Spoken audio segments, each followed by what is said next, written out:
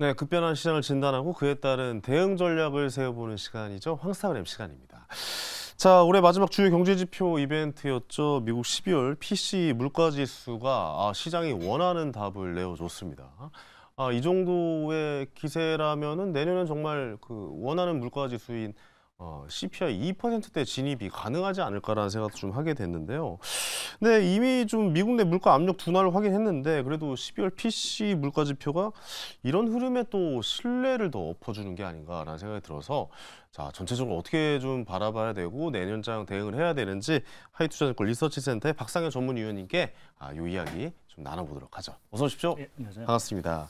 어떻게 보셨습니까? 좀 좋게 이제 발표들이 나오고 있는 것 같아요. 시장은 좀 환호를 지르는 것 같다가도 약간 좀 겁내는 것 같기도 하고 좀 이런 모양새인 것 같거든요. 어떻습니까? 예, 뭐 11월, 12월 주식시장이 워낙 좀 랠리를 하다 보니까 네. 좀 과열권에 있는 듯한 모습도 사실은 좀 보이고 있는 것 같습니다. 근데 지금 나오는 지표들의 결과들을 보게 되면 어찌 보면 시장이 조금 원했던 결과들, 그렇죠. 말씀하신 이제 PC 물가 같은 경우도 이게 3년 7개월 만에 처음으로 전월비 감소세를 이제 보이면서 이제 물가가 정말 잡히는구나라는 이제 어떤 확신이 좀 드는 부분으로 좀 해석할 수 있는 부분들이고요. 네. 앞서 말씀하셨듯이 이제 물가가 연준이 뭐 2%를 워낙 강조를 하고 있는 상황들이라서 과연 이제 2%대로 이제 내려갈 거냐라는 부분에서 보게 되면 이번 11월 달에 나온 PC 물가는 그러한 가능성 자체를 상당히 높여준 부분들이 아닌가라는 쪽에 좀 생각을 할 수 있을 것 같습니다. 뭐 시장의 지금 전망도 그렇고 뭐 지금 여러 가지 제반 여건들, PC 물가가 떨어진 부분에는 사실 뭐 상품 쪽에서의 어떤 물가 압력도 둔화가 있긴 하지만 그동안 사실 좀 문제가 됐던 서비스 쪽에서도 물가가 조금은 좀 잡혀가고 있다라는 측면에서 보게 되면 내년에 조금 그 물가 둔화와 더불어서 미 연준이 금리를 인하할 수 있는 명분을 좀 제공할 수 있지 않을까 좀 기대를 해볼 수 있을 것 같습니다. 그렇다면 시장의 분위기를 좀 저희가 생각을 해보면 그 기존에 우리가 생각했던 그 금리 인하의 그 시기들이 있었잖아요. 뭐 예를 들어서 뭐 지금 얘기 나오는 거 들어보니까 뭐 3분기 초, 2분기 말 뭐 대충 이런 식으로 좀 이야기를 많이 했는데 지금 금리 인하 확률이 약 76%까지 일단 상승했고 3월 인하 이야기도 나오고 있을 정도니까 이거를 저희가 어떻게 좀 받아들여야 될지가 좀 약간 좀 갈팡질팡하더라고요. 이것도 긍정적으로 받아들이긴 하는데 3월은 그래도 좀 빠른 것 아닌가라는 생각도 좀 들기도 하고요. 예, 지금 상황으로 봐서 조금 빠른 감은 분명히 좀 있는 것 같습니다. 뭐 말씀하신 대로 이제 3월달 FOMC 금리 인하 확률이 거의 이제 80% 가까이 이제 육박을 하고 있는 상황들이고 그래서 그것 때문에 시중 국채 금리 자체도 뭐 좀 3.8%, 그러니까 10년물 국채 기준으로 보게 되면 좀 떨어지는 상황들이어서 시장은 내심 3월에 좀 금리를 인하해 주기를 바라고 있긴 한데. 이제 한편에서 보게 되면 이제 사실 금리를 인하하려고 하면 뭐 여러 가지 이유가 있어야 되겠죠. 그러니까 뭐 경기가 이제 망가진다든지 뭐 이러한 어떤 시그널이 있다든지 또 물가가 확실하게 조금 내려앉는다라는 어떤 이러한 모습들이 있어야 되는데 지금 봐서는 두 가지다. 그러니까 경기 자체도 미국이 4분기 성장률이 예상보다는 상당히 좋은 상황들이고 그래서 아직 뭐 우리가 침체 얘기할 그러한 시그널은 보이지 않고 있습니다. 또 물가 자체도 사실은 뭐 말씀드린 대로 좀 둔화가 되고 있긴 하지만 연준이 금리를 내릴 정도로 아직 충분히 내리는 상황들은 아니어서 침체까지는 아니죠. 1분기 3월 달에는 조금 금리를 내리기가 쉽지는 않을 수 있다라는 좀 생각을 하고 있고요. 다만 이제 앞서 PC 물가라든지 이러한 것들이 이제 1월, 2월 들어가면서 정말 뭐 한 2%대 가까운 이러한 흐름으로 더 내려앉는다라고 하면 3월은 아니더라도 결국 한 2분기 정도에는 좀 금리를 내릴 수 있는 가능성은 상당히 있지 않을까 좀 보고 있습니다. 2분기 초반도 가능하다라고 보고 계십니까? 근데 4월이겠죠, 아무래도. 근데 이제 회의 일정이 3월하고 5월이니까 4월은 이제 좀 죄송합니다. 제가 섣부른 말씀을 드려요. 4월, 5월 초게. 그러니까 일정이 3월, 5월 이렇게 잡혀 있기 때문에 저희가 3월에 아니면 이제 5월 내릴 수밖에 없는 그런 입장입니다. 그럼 5월에는 좀 어느 정도 기대를 해봐도 좋을 것이다라고 좀 바라봐야 되는 그러니까 지금 우리가 금리 인하의 어떤 배경, 과거에 이제 미 연준이 금리를 인하할 때는 항상 이제 경기 침체가 왔기 때문에 금리를 인하했고, 그러면 정말 이번에 말씀드린 대로 경기 침체 시그널은 없는데 왜 금리를 인하해야 되느냐라는 얘기가 나올 텐데. 두 가지 관점에서 있을 것 같습니다. 그러니까 지금 4분기 성장률이 미국이 좋긴 하지만 그래도 내년 들어가서는 성장률이 둔화가 될 수 있어서 침체 방어 차원에서 우리가 그게 이제 소위 인슈런스 컷이라는 얘기를 쓰는데요. 네네.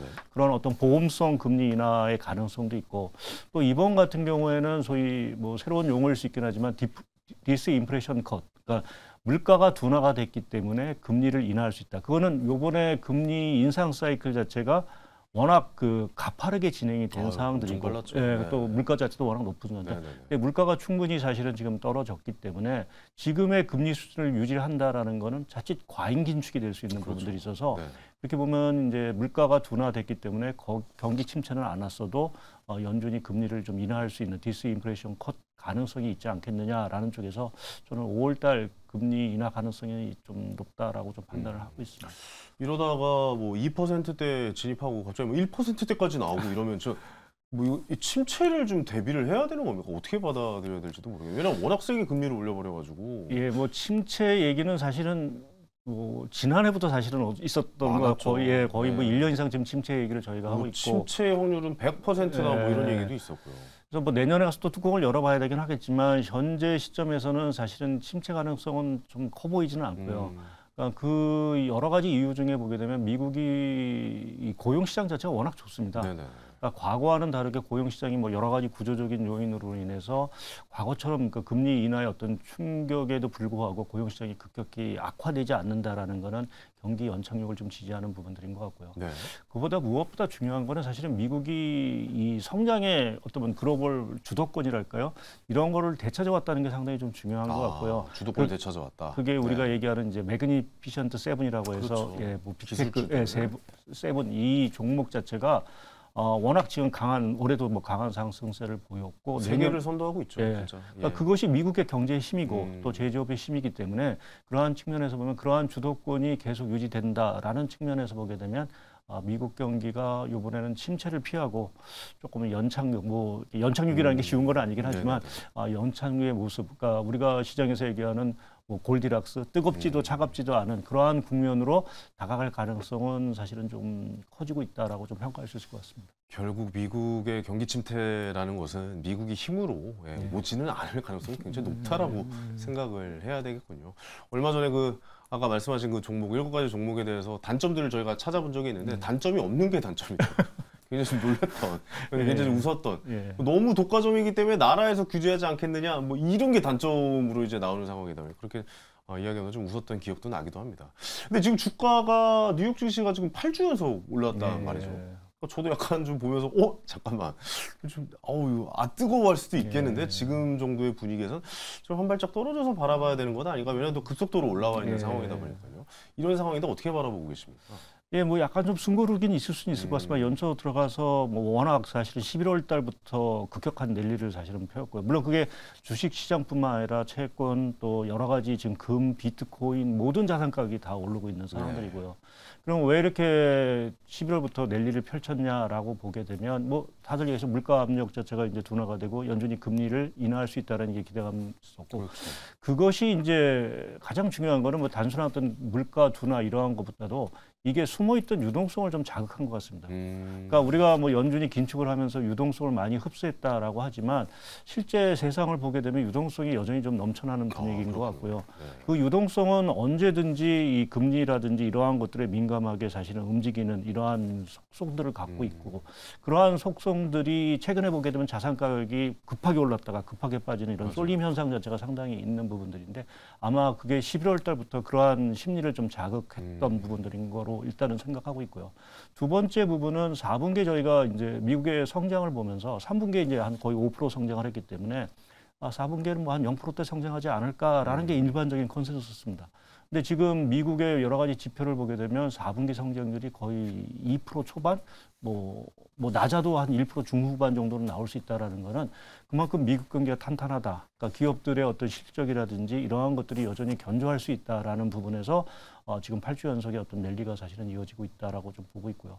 뭐 같은 맥락에서 내년 들어가서도 사실 연준의 어떤 금리 인하 기대감 자체가 완전히 소멸되지 않는 이상 유동성은 계속해서 네. 움직일 수 있다라는 측면에서 보게 되면 쉬었다 갈 수는 있어도 유동성이라든지 또 미국 경기의 연착륙을 바탕으로 해서 조금은 랠리가 좀 이어질 수도 있지 않겠느냐 보고 있습니다.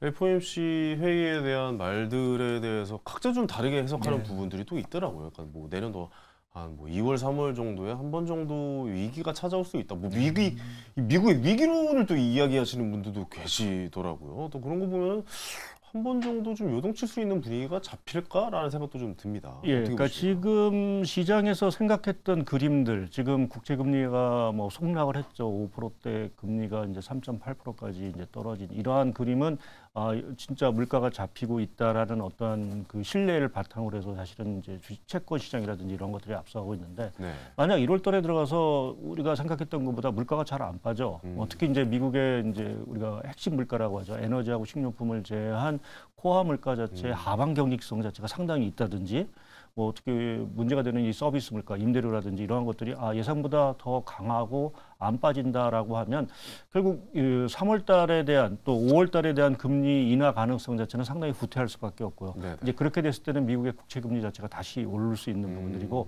그거는 말씀드린 대로 경기 여부를 떠나서 유동성이라는 게 다시 이제 차익 실현을 하고 다시 이제 조금 이제 숨고르게 갈 수 있는 그것이 아마 주식시장의 조정 압력을 사실은 좀 줄 수 있는 부분들이 있고요. 또 1월 달에 뭐 우리가 내년에 여러 가지 이제 선거의 해라고 하는데 그렇죠. 1월 달에 사실은 좀 이제 눈여겨보는 게 이제 대만 선거입니다. 네.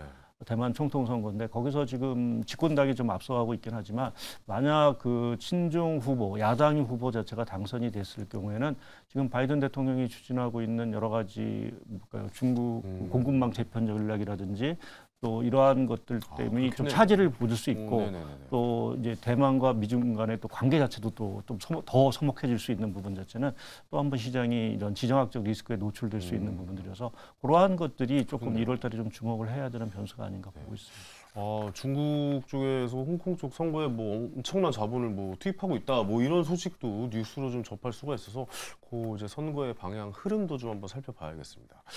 알겠습니다. 2024년을 전체적으로 한번 좀 이야기를 나눠볼게요. 아까도 뭐 선거를 잠깐 말씀하셨지만 11월에 미국 대선도 있고 우리나라도 뭐 총선이 있고 전체적으로 좀 어떤 방향으로 흘러갈지도 한번 좀 짚어주시면 좋을 것 같습니다.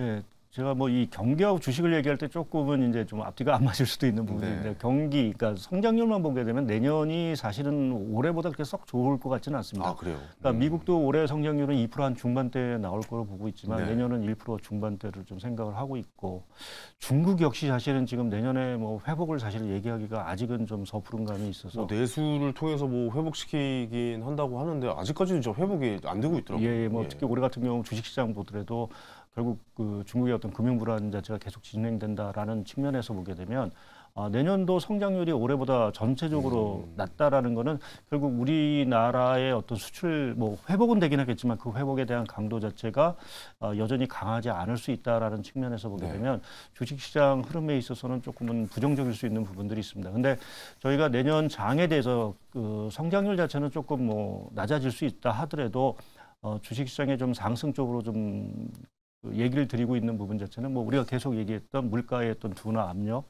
금리 자체가 결국 이제 만약 수세적으로 떨어진다라고 하면 결국 하반기로 가서는 그러한 것들이 뭐 자산 가격도 올릴 거고 또 소비라든지 이러한 것들을 자극하면서 경기 자체가 조금 반등할 수 있다. 뭐 주식시장은 아무래도 선행해서 움직이는 부분들이 있으니까요. 선행. 네, 그러한 그렇죠. 부분에서는 조금 이제 주식시장은 조금 경기와는 조금 모습이 다르게 조금 상승 흐름 자체를 좀 이어갈 수 있는 그러한 분위기로 되지 않겠느냐라는 쪽에 좀 생각을 하고 있고요. 뭐 우리나라 입장에서 보게 되면 사실은 미국도 사실은 중요하지만 사실 올해 하반기 들어와서 미국 주식하고 우리나라 주식이 많이 차별화가 있습니다. 뭐 따라하긴 하지만 그러니까 저는 개인적으로 솔직하게 말씀드려서 저는 미국 주식만 투자를 하거든요. 네. 한국 주식에 투자를 못하는 게 바로 지금과 같은 모양. 예, 예. 이 박스권에 항상 좀 갇혀져 있고 네.